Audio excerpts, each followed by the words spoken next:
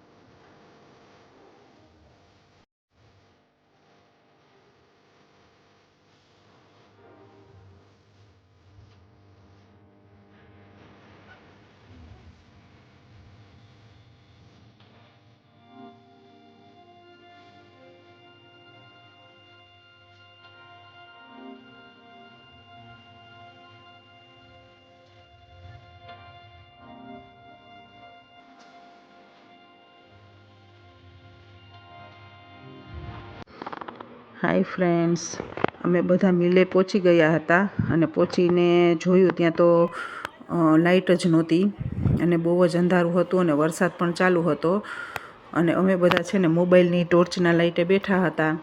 અમે I think 15થી 20 જણા હતા અને બસ જો પકોડા બનાવવાનું ચાલુ કરી દીધું છે. ગેસ ચાલુ કરીને તેલ મૂક્યું અને લોટ બાંધે છે પકોડાનો.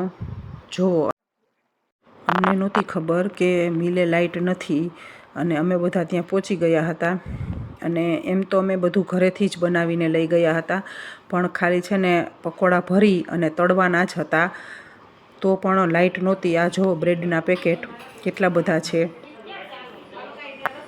બસ ખાલી છે ને તૈયારી થઈ ગઈ છે.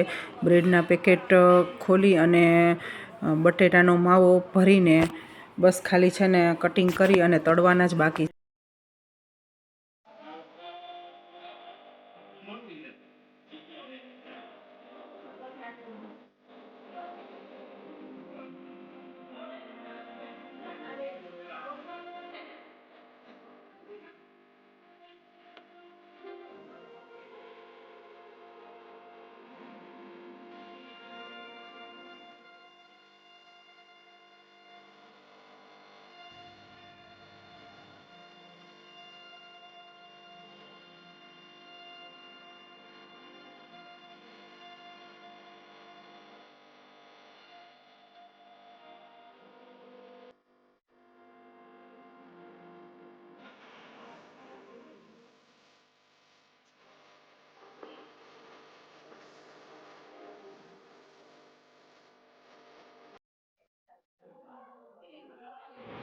પકોડાના પીસ બહુ મોટા હતા તો છે ને લોયામાં ઝાઝા સમાતા નહોતા એટલે છે ને કટિંગ કરીને બધા પકોડાના પીસ કટિંગ કરી નાખ્યા એટલે છે ને લોયામાં ઝાઝા થોડાક સમાય તો ફટાફટ પતી જાય. આ બધા છે ને અમારા ફ્રેન્ડ્સનું ગ્રુપ છે, લેડીઝ અને જેન્ટ્સ બધા. અમે એકી સાથે જ પ્રોગ્રામ કરીએ છીએ. જ્યારે કરીએ ત્યારે હાય હાય હાય એન્ડ છે ને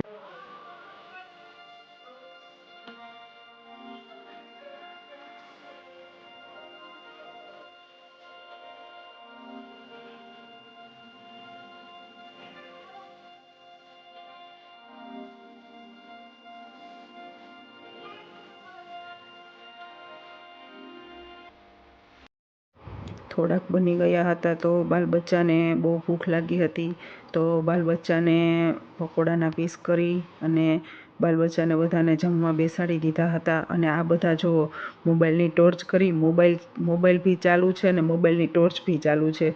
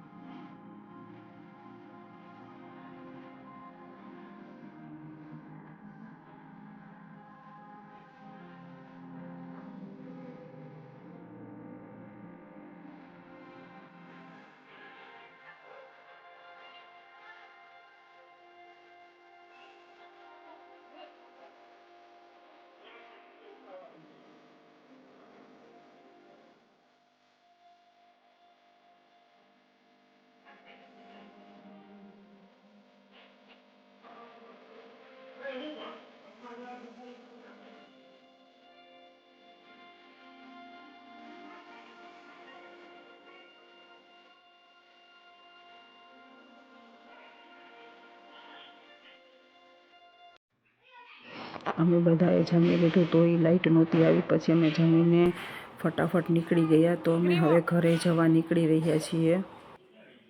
બાય હરખાય જીવને ચાલુ કરતા આવડે જો ફટ તારીખ